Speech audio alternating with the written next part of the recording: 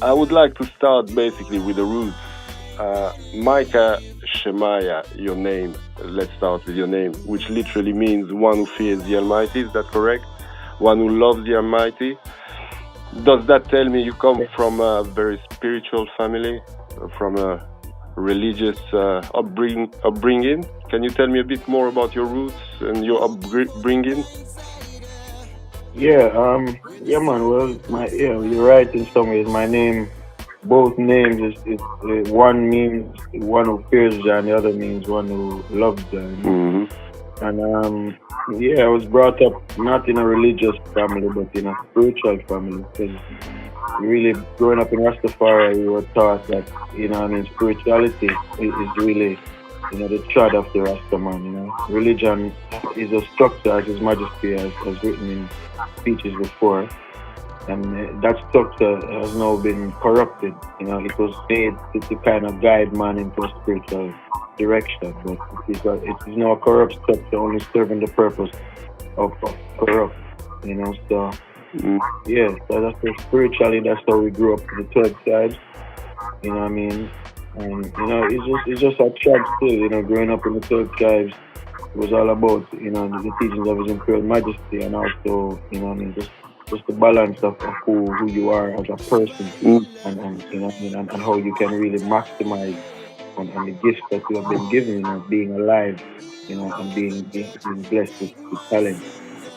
So we have to know, like, what will we serve with this talent? What kind of direction will we go? Is it going to be something that will aid the world, in going into a better place? So that them balance there, so we give thanks to them balance there, so I really just thanks there, Give thanks. And since we're talking about the 12 tribes, can you educate a little bit the Slovenian audience? Can you tell us a bit more about the 12 tribes of Israel? Well, the 12 tribes of Israel is really from biblical knowledge, and I'm not sure how much of the populace of Europe, actually reads the Bible. But in where I was growing up, we read it a chapter a day. A chapter a day. Why? Because when you bite off more than you can chew, it's kind of hard to digest.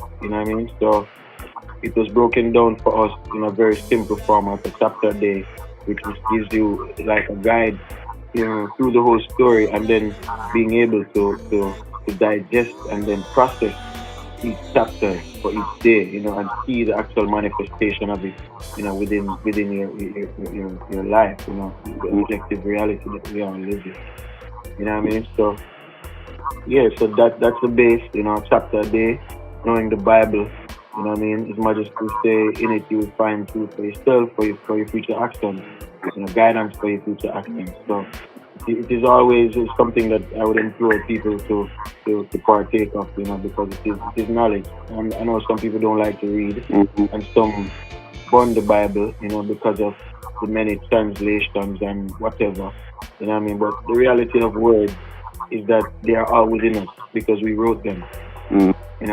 So words are not supposed to be the things that manipulate us. All right. We are all innately knowing what's wrong and right, which is a very simple base that we are all given. So in the viewing of words, then we use our spirit that we all have innately as well, to actually give us the meaning of these words and the meaning of where these words are taking us, not to interpret them in a very objective and physical format. Because if we do that, then we are basically bringing ourselves into a world where what we think goes and our interpretation of this and that is ridiculous. So the base of the 12 tribes and where I was growing up is really about that. It's about the teaching of His Imperial Majesty, about I can go into the history of the 12 tribe and where we all came from, and I know internationally people now know that the 12 tribes is about 12 actual tribes, which represent 12 months of the year. And we also have a Dinah, you know what I mean, which is a many-color tribe, you know, the sister of all the tribes, you know, from Reuben to Benji, you know what I mean. As I say, I can go into the list of all of those things. But the reality of the 12 tribes as I was growing up is about the enlightenment of oneself and the rebirth of your orthodox spirit. You know what I mean? Meaning a spirit that is aware, a spirit that is wide. You know, so yeah, the 12 tribes really, that is what it meant to me, you know, personally. You know what I mean? Being awakened, being open and knowing, you know, what knowledge is. You know what I mean? Because to be open to all knowledge, really, is to be open to the Almighty. And if we are living in the likeness of I know a lot of people don't talk about the likeness of God or the likeness of the Creator. You know, we now live only in the image of the Creator. For centuries now, we've been living in only the Creator's image. You know what I mean? So in order to be in the likeness, then we have to care, you know what I mean, more than we not care. You know what I mean? I know people say, boy, I care sometimes, or you know what I mean? It's not being perfect. It's trying to be perfect. You know what I mean? It's all just in the mode of the journey. But you have to be someone who is trying to be the best that you can be, not as a professional in a certain discipline or principle that you have taken up, but actually within yourself, within your spirit, within your growth, within your connections with human beings, with animals, with nature. You know what I mean? That is what going towards the likeness of the Father is, because He has to watch over all of this, all of us. So obviously, He is taking on a lot, you know what I mean? And He's open. Because if He wasn't open, as soon as somebody does something, He would wipe them off the face of the earth. You know what I mean? So we know that our Father is open and He's forgiving. You know what I mean? So, and He keeps us going, even though the world is so corrupt and so crazy. You know what I mean? So we need to look at these things and be real to ourselves and see that is the only way that we are going forward. You know what I mean? We also need to be open. We need to have heavens, you know what I mean, and not closed boxes. You know, so yeah, that's what the 12 tribes are saying now, you know?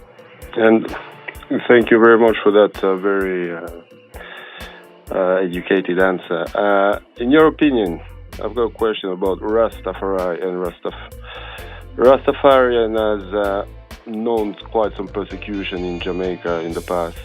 I wanted to feel how as a Rastafarian you feel now, how far it has reached and it is reaching to the people, and how is considered Rastafari in Jamaica nowadays. Do you still feel held back?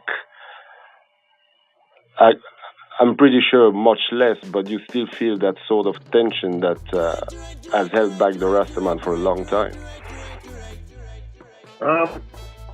Well, it's there. I mean, there are different, different elements of the tension, different types of the tension. You know, but the biggest thing holding back the Rastaman in Jamaica is the Rastaman. You know, the biggest thing holding back the Rastaman period is the Rastaman. I mean, we need to remember. I mean, I know some people from outside of Jamaica are looking onto the culture of Rasta and where it came from. And you know, we must all remember that Rastafari and reggae music, and the reason why I am in Europe and can go across the world singing their music is because a spiritual power was risen from a place little known, almost people don't want to know, because it's basically, as they used to call it, banana boat Jamaica, you know what I mean? So it's like, it's like the developed world viewed where we came from like savages, you know? So when you look at it, Rastafari and the movements of this whole power is starting from that time, and has impacted the world in all its glory. You know what I mean? In the greatest regions that the world can say that, okay, we're in this height. We are here. We have a Rastaman that is right there. You know what I mean? Yes. So to me, the reality of our situation is that, you know, Rasta has not realized that the power is beyond. The power is not. It is something that the influence and the inspiration that we have been given to bring music and to bring a culture and an energy to the people is something that is from beyond. It is not it is not something that we should take on as if it's ourselves, for it is not. You know what I mean? It is so the Father give us the power so we can wield it. If we are humble enough, then the power is unstoppable. It's as simple as that. When you are humble to the power and try not to become the power or act as if you own the power, then the power is free to wield itself, basically, and you are a vehicle for that power. So we are only vehicles. So I believe nowadays Rastafari peoples have taken on the mantle of being the light of Rastafari. You know what I mean? Which we emit the light, yes, but we are not the source of the light. You know what I mean? So I think because of that, we have stopped dealing with the traditions of Rastafari, the traddings. What we sing in the music is no more being manifested in actual physical trads and work. It is about just thinking about these things and observing dates and times and celebrations. You know what I mean? And I think that is the most, the pressure that Rasta is facing right now is because, the world in its corruption is manifesting its corruption. That means if someone comes on the TV and says he's a wicked person and he's actually manifesting that. You know what I mean? So people in a natural vein of form, they don't want to see you speak of something or actually emit an energy as if this is who you are, yet you don't tread in that manner. I hope you understand what I mean. You know what I mean? Rasta. Yes. So, you know what I mean? We have to tread in the manner of which we speak and sing and all of these things. And I think we have lost that somehow. So it's only few Rastafari people still thinking about really treading the trad. It's not, and I mean, in Jamaica, there are a lot of youth doing a lot of projects and a lot of things trying to empower the population of Jamaica and within a vein of Rastafari, which is good. You know what I mean? But Rastafari, for how many years now, I've been talking about Africa and the restoration of Africa and its monarch and its power and its majesty come and walk on land and sea and sky and say, if Africa don't free, there's nowhere that can be free. You know what I mean? Today for me, tomorrow for you. It will always be like that. So the preservation and the survival of world peace is still not the focus of I&I.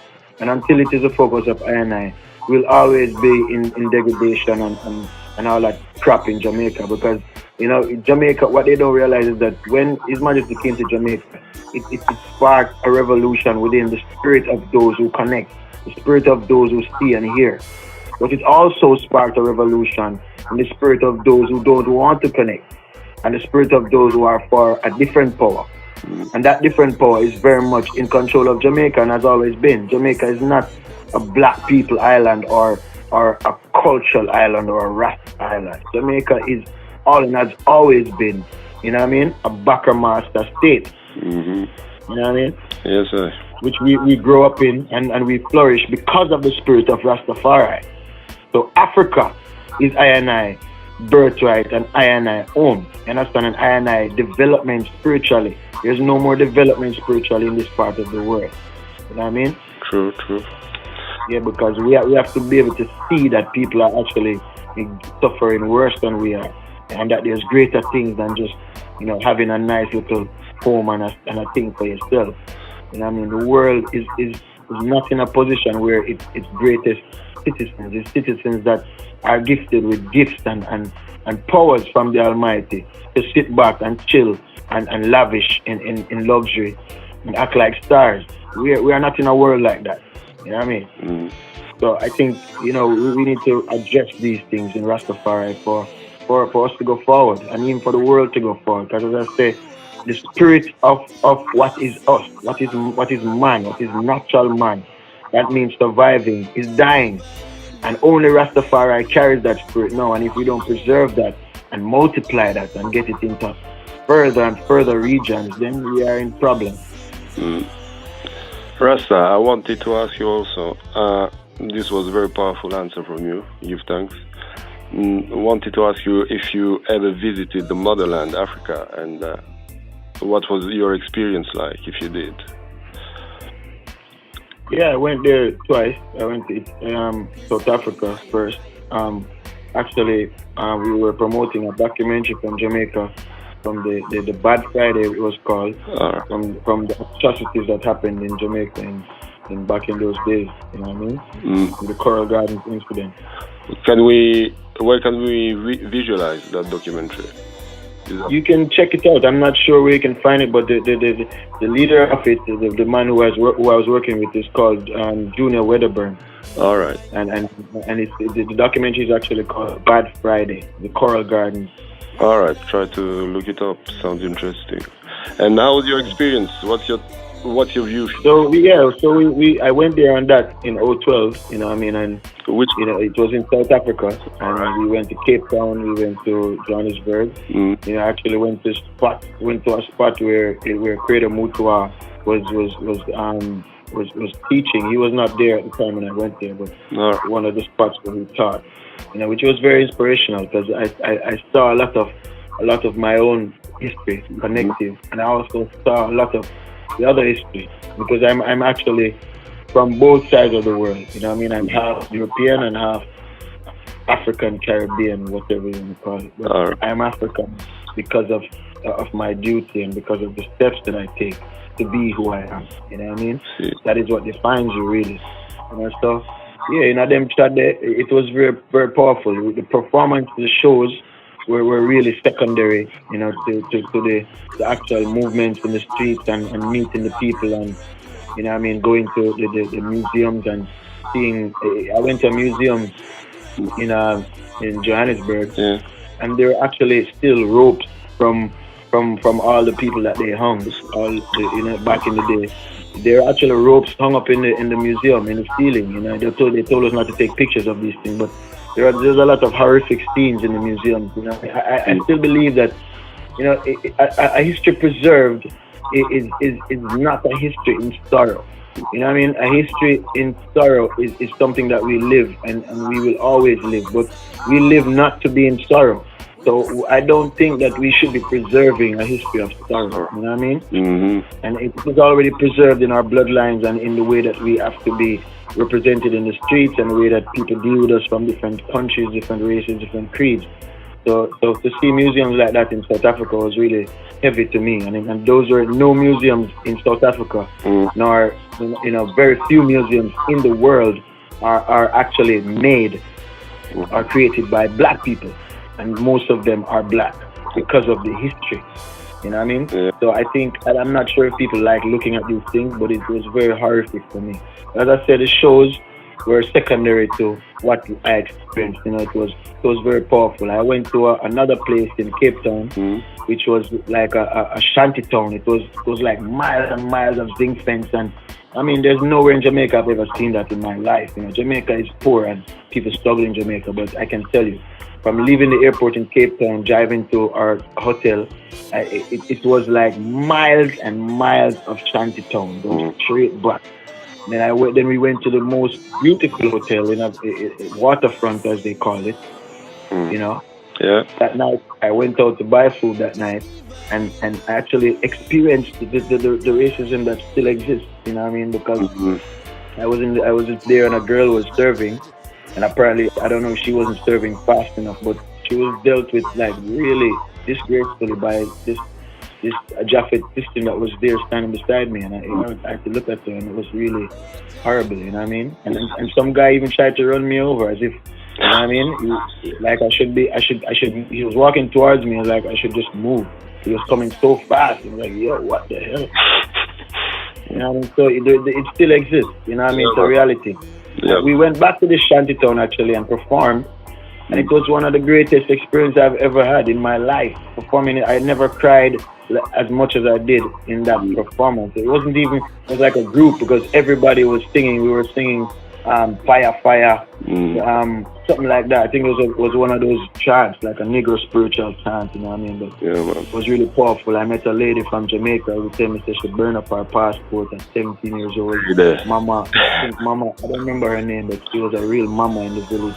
Yes. And you know what I mean? She cooked Jamaican food, and this is all in South Africa, man, in Cape Town. Beautiful experience. The thing is global, you know what I mean? It's just a balance of love, you know what I mean?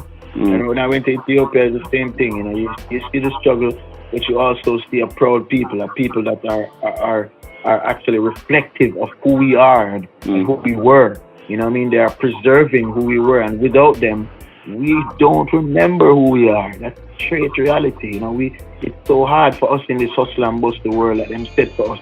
People remember to pray. You know what I mean? You visit Shashamane?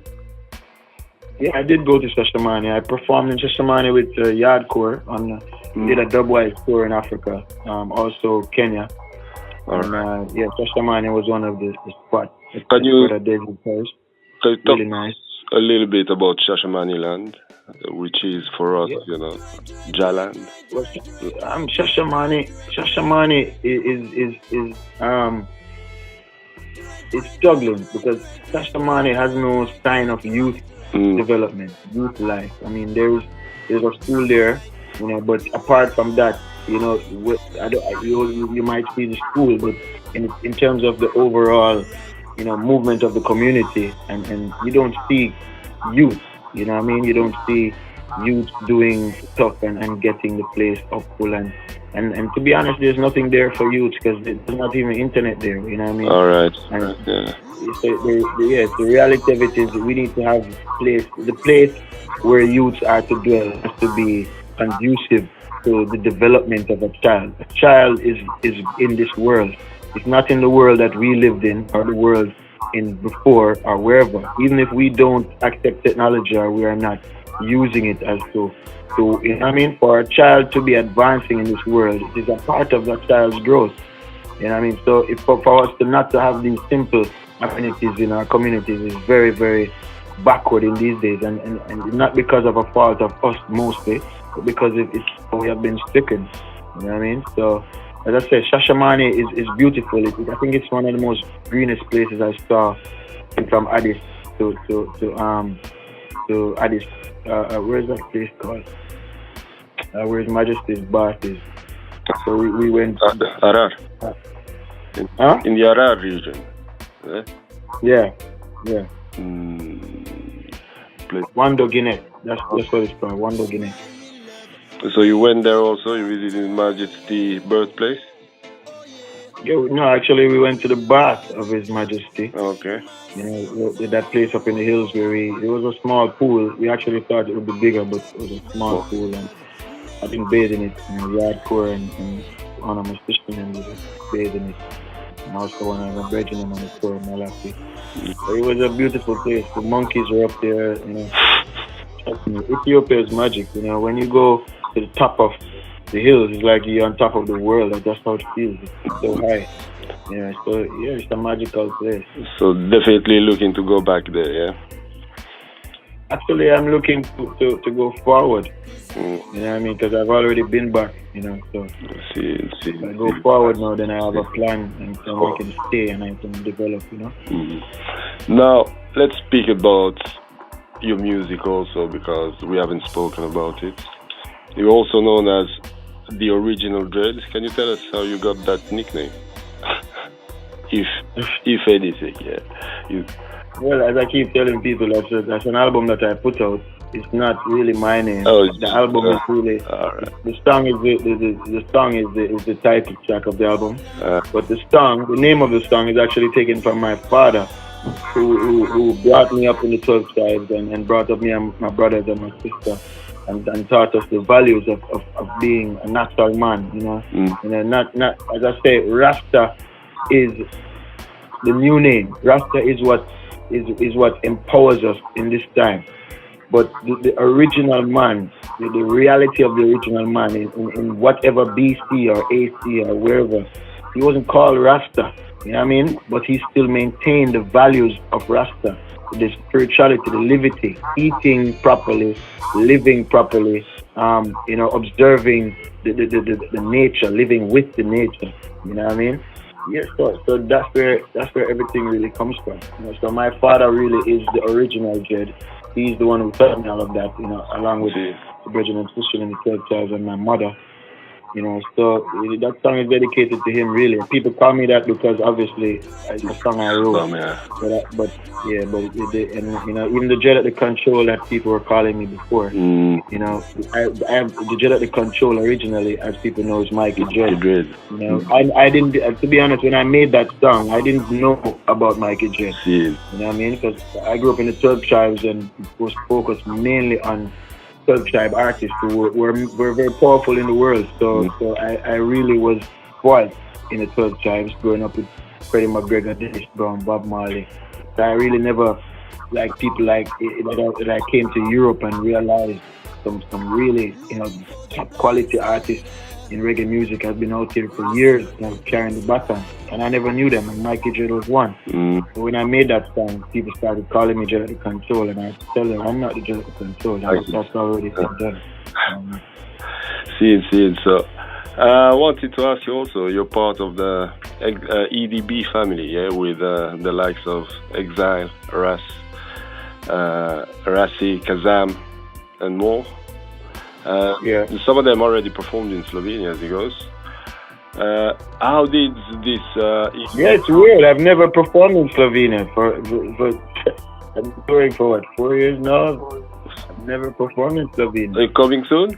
Intending to come soon? You come soon? Well, I can only come when I'm invited, so you know what I mean. I look out for that one day, you know. I'll make sure someone invites you. All right, we need some down here, so. Yeah, so I wanted to ask you, how did this whole project start with the EDB family, and how did you connect all, and tell us about this experience with all these artists, and your future projects. Do you have any future projects? I know you've only released 2 albums, is that correct? 3 actually. 3, oh sorry, excuse me.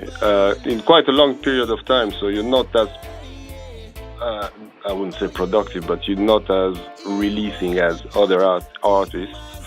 Why is that? Is it because you have other projects inside, or is it because music is only a hobby for you, or part of? No, it's not a hobby. It's my life actually. But you know, what I mean, your life has to be your life. You know, music is a tool that I use to bring forth the spirit and the energy of what I know and what I want to bring to the world. But I still have a life. You know what I mean? And I choose from very early in my music. I chose not to live as an artist. You know what I mean? I chose to live as a Rastaman. You know, so I am a Rastaman. That means I don't, you know what I mean? I don't necessarily see the life of an artist or a star or whatever they want to call it as being attractive, you know, because you don't really get to live. You don't have time for yourself. It's very hard for me now, just what I'm doing now. It's hard enough, you know, so. I mean, some people want to get the stardom and the promotion, but all the great promotion and the great companies and the great everything comes with you losing actually your life. You're unable to live. And I don't believe that music was made for an artist or for somebody who is an exponent of music to stop living. You know, because living is what makes you able to write beautiful songs. You know, so so I just try to live as a man, and you know, it's also because of the industry that is out there. You know, it's a saturated industry. So it's just people throwing out music and throwing out stuff, and it's very hard for even if I was a fan of music or somebody who was a listener, it's very hard for me to decipher which music is real, which is not. You know what I mean? So most people now just listening on flavor. You know, so you normally when I was younger, you could hear a real magical song and it just hit you. And nowadays, most of the songs that you hear play on the radio and all over, they're not magical songs. They're very much mediocre songs. You know, so it's very hard for you as an artist to develop magical songs in a mediocre industry. You know, so sometimes I wish I was born in the 50s or the 60s. You know, probably would have been better. You know, but for real, so. That's what I was going to ask you, because musically, the way I feel it is, artists like Bob Marley, Dennis Brown, and Winston Rodney, their musical influences were soul, you know, artists like Sam Cooke, like Otis Redding, James Brown. So it was more kind of varied and deeper also kind of music they were influenced by. And I wonder, where does the youth of today, reggae artists of today, find their inspiration from? They don't seem to have that. You can tell most of my influences come from way back in the day, not even reggae, because my favorite singer when I was growing up was Sade, which was a woman, but she was the most soulful singer on the planet to me, you know what I mean? And it's not, sometimes it's not about soul, then you have to go for, the lyrics. The lyrics are powerful, but still, Bob Marley had really the most powerful lyrics that I have ever heard put together in songs. You know what I mean? So, and then now you had the musical aspect, which is just for the music, for the magic of the music. I went to Africa for that. I went to Black Mombasa and Paul Simon and people like that, which is a lot of Jamaican youths don't listen to that type of stuff. But that's what I was drawn to when I was younger. Youths nowadays, I can tell you, most of them are drawn to each other, because they don't have the reservoir of history, or they're not as close to the elders as possible as they can be to actually learn the reservoir of history.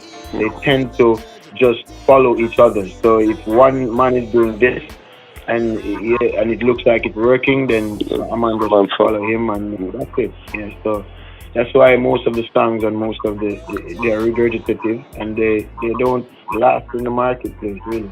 And I was talking to Addis Pablo a few weeks ago. I was not on the impression, but I was saying that it's also very difficult for roots artists to get airplay and some sort of commercial recognition, be it in Jamaica or around the world. It's impossible. It's almost impossible, because they want you to be a commercial product. A Rasta man cannot be a product.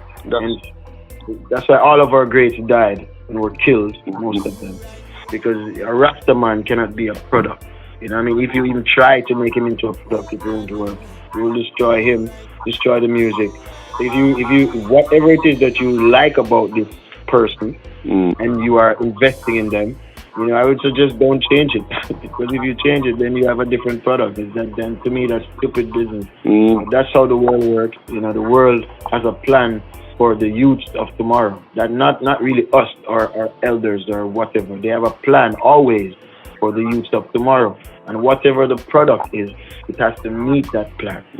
And every artist, that's why have autotune, which makes every artist sound the same, but it's the biggest thing in the world, because it is the product. It is what is bringing that regurgitative kind of, almost what them call that the messages that they put in the music, like hidden messages. You know what I mean? It is bringing that sound. Yeah, it's plastic music, but it is what is being run. So if you don't sound like that, you're not going to be selling any record. True. That's what strikes me about you, and what makes me give you a lot of respect is integrity. Seems to be very much you, basically. True to yourself. I don't care, really. I just, maybe I'm weird. No, that's good, Ras. That's good. That's the way to be. Integrity. Lacking too much in this world. Integrity. About music, because I read somewhere that you studied to become a lawyer. Yes. Yeah, you did a few years. What? Actually, I was working as a paralegal for 7 years. All right. Doing my music at the same time. When I left school, I was doing that, because you don't know, growing up in Kingston 13 in Jamaica, you don't grow up in a rich family, so it was always, you have to find stuff to keep you going up. You know what I mean? That's how it is in my childhood. So I had to find a job as early as 18 years old. You know what I mean? And started chipping away. You couldn't find yourself in that profession, huh? Well, actually, I wanted to do it, but for the same reason I'm in music now. So it's really about your spirit, because legally, I love law, because I was fascinated with law when I was younger, watching Matlock and Perry Mason and all that crap, because of the fact that people were actually wrong or totally wicked and still win. How can you be wrong and still win? So that it fascinated me, and I realized that even in that system, You know, if I was intelligent enough or knowledgeable enough, I could still use that whole fake system and also, you know, get to help a lot of people. You know what I mean? So Yeah. yeah, but it was just in Jamaica when you get to a certain point after A levels, you just don't have the millions that it would take to get a law degree. And I couldn't look at that. I had to. What I did was work for a law firm for a while. You know, I mean, half of what I knew was halfway to a degree already. You know what I mean? So working in the law firm was giving me experience because it sharpened my expertise and it showed me that I was able to get a degree if I had the money. So I gave thanks for that and I saved up some money and just started my music chat. I was still on music, but you know you have to have little money to kick it off. You know, so yeah. Respect. We won't be too long, so I will ask you about your latest project, Bush Tea. What can you expect from that? Can you tell us a bit about it? Well, there's one thing I can say. You know, Bush Tea. Well, first of all, I have to talk the album that is coming up, which is a Roots Type Vision album. All right. It's with Evidence Music in Switzerland. I'm a bridge in Nico. You know what I mean? It's a tribute to the Simmons drums, so a lot of Simmons sounds on the rhythm. Very much, you know, in the roots vein as well, moving away from the rockers, as I keep saying, you know, more to the teachings of the music. You know, and Bush, you know, is basically, you know, it's just me. You know what I mean? It's me in the form of the music that I love the most, and also the music that to me is the easiest to digest. You know what I mean? It's simple melodies with very potent lyrics, and it's on rhythms that are very much akin to the roots of Jamaica, the roots of, because Bush Tea really means, you know, things like peppermint and moringa and you know what I mean? Sarsaparilla and stuff like that, you know what I mean? Even turmeric, you know what I mean? Those are things that we have as bushes in Jamaica, which have been, you know, very, very instrumental in keeping us alive, you know. So I view the reggae music in its very true root form exactly as Bush Tea. So that's why I put the two of them together to me. So that's what people can expect from the album, you know what I mean? Very much roots. And I will try to make it at the highest standard that I can, you know what I mean? Yes, at the limited resources that we have, but you know, I will definitely push it because this album will basically be the next step of my evolution as a musician, as a singer, as a writer, and as a Rastaman. Well, we hope it gets a good reception by the auditors. You've been spending quite some time in Europe lately, haven't you? How do you? Not really. I've been back here. I took a year off basically to be with my son. So how do you view reggae music in Europe as in general? What's the reception when you tour the place? You get a good feeling, a good. Yeah, I get good. I mean, I can't complain. I have to give thanks. You know what I mean? I'm not so big artist with #1 hits everywhere, but everywhere I seem to go, there seems to be a nice amount of people there, a good audience, and a good reception from the audience. When I do festivals, it's also very good. You know what I mean? So as I say, I can't complain. I just try to keep it original and spiritual based so that people can actually learn from it or get something from it when they leave the show, and that's it. You know, I don't focus too much on the, you know, the hype of the crowd or the you know what I mean? I just want to bring the message, and if I get a respectable response, you know what I mean, that's good enough. Because if you call me next year, then obviously we would have appreciated the energy. So yeah, Europe is always, for me, I'm always giving thanks for Europe. Europe has been a staple in reggae music, and I don't know if artists have said it, but it has to be said. I'm sure many artists will say it. You know, it has been a staple. It's helped a lot of youths in Jamaica struggling, you know, to find a way in the Jamaican music industry, which is a very much a bottleneck kind of industry. Mm-hmm. So you can find a listening ear out in Europe, you know what I mean? Yeah. And we really give thanks for that. You know what I mean? We give thanks for the growth of reggae music also in Europe. I've always said that in order for reggae music, because if people keep saying that they want reggae music to be mainstream, you know, but what mainstream means is something that they are not gonna want. You know what I mean? Because in Jamaica, when you say mainstream, you talk about on the big radio stations and blah blah blah and all over the world and blah blah blah. But this is so because in every country, the genre that is mainstream has a superstar. Mm. You know what I mean? From that country, not necessarily from another country. You know what I mean? Or from the country where the actual genre came from. You know, but there's a hip hop superstar everywhere in the world. You know what I mean? So that is the reality of our situation. You know, Jamaicans keep saying, "Oh, reggae music is ours," and blah blah blah. But at the same time, if you want the music to go mainstream and look at this bag of money that everybody is trying to get, then you're going to have reggae superstars from each country that is participating in this music. It's the only way it's gonna go mainstream. Yeah. So, yeah, it's very simple, but we don't want the actual repercussion of it, the result of it. You're currently on tour, yeah, in the EU. Yeah. Where can your fans see you, or reggae lovers see you next? What are your next dates, and where can they expect to see you? Yeah. Yeah. Well, next I'll be in Hungary. Oh. That's Reggae.Si festival in what's that place called? I'm not sure. Can you tell? But it's in Hungary on the 28th of this month. Okay. And I will be with my band on the main stage, you know. So hopefully people will be there to catch that, you know, that's so live. I like to play live. Okay. This is what I love to do. Oh, the Budapest Festival, yeah? Is it? What is it? No, it's not in Budapest this year. No? Yeah, it's in another part of Hungary, but in Hungary. All right. Okay. And then after that, I go back home and then chill with my family a little bit, and then should be back in Europe very like a month after. Hopefully, I'm just trying to stop the dates now. Hopefully, we can get to the UK as well. Come to Slovenia also. Yeah. Come to Slovenia also. You have to work out with something with Jure, who's in touch with Brahma, so I'm sure you'll be able to arrange something over here. That would be very, very nice. Bring the roots to Slovenia. It would be really nice.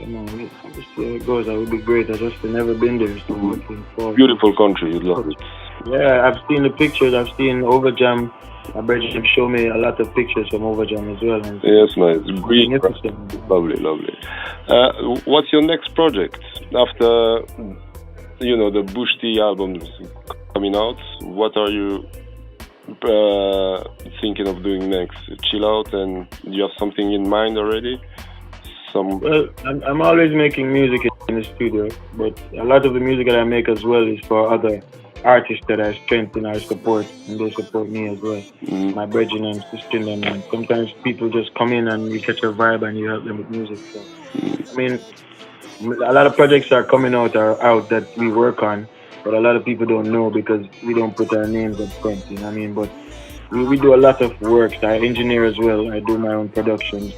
We build our own rhythms as well. So we do a lot of work. Personally, my direction in music is really, it's really about the manifestation now. I've gotten to a point now where, I want to keep my family living and help my family to survive, but the manifestation of the words that we sing needs to be paramount now to me. So making new reggae songs saying the same thing to me really is not enticing right now. It makes no sense. So I'm trying to find a place in my spirit where I can go on without lying to myself before I make the chod. Because I have to make the chod and then find the songs that come from the chod. Now we in reggae are basically singing the songs that were from the chod before. You know what I mean? Yeah, so the next chart is where we need to find, so we can find the next leg of the songs to write. Now we're regurgitating all the songs, basically.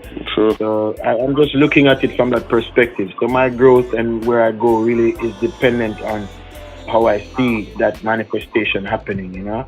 Mm. So we can expect to see to hear some original work from you soon, I guess. Yeah, man. I think, Always. Rasta, I think we can wrap it up here. Yeah? Yeah, man. What I would like to ask, actually, that I always ask every artist that I speak to is your message to the youth, not only to the youth, to every human being on this planet. What is your message to them?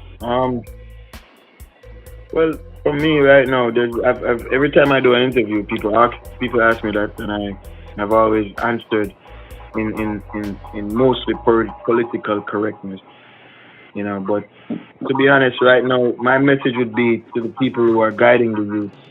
You know what I mean? For they are the tomorrow. You know what I mean? And as the saying goes, you know, whatever tracks you lay today will be the road that you walk on tomorrow. You know? So for our youth to remember, if you want to live in a world, actually live, then the tracks you lay today, you know, will be very important to the actual life that you live tomorrow. So don't forget that. Give thanks, Rasta. Politically correct, but true message nonetheless. Still. Rasta, so I give thanks to you for giving us all this time for the interview. It's been a pleasure. Yeah, man, good vibes. I haven't done many interviews in a while, so it was good, you know. Yeah, man, give thanks. It's been an honor, and it makes me appreciate you even more, I guess, now. To know that, you know, you have such integrity. You seem to be a man with integrity, and that's a respectful thing that is disappearing nowadays, so especially with musicians. You have to hold that. I mean, we're not perfect, you know. We have made many mistakes, but you have to hold that, because if we don't hold that, then we not have no humanity left. You know what I mean? We can't afford that. You know? So it's really encouraging to hear artists speak like that, at least for me, because I'm one of those purists who's still searching back the roots. Yeah, man, it's encouraging to know the ones out there will still accept the message there. You know, that's even more encouraging, because without that, you feel like you're fighting a losing battle. You know. Yeah, I know that listeners will listen to your work, so that's good. Thank you very much for the interview.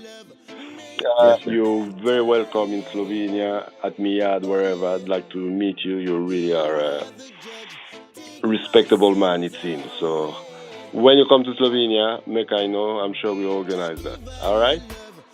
Yes, yes. Rastafari. Give thanks.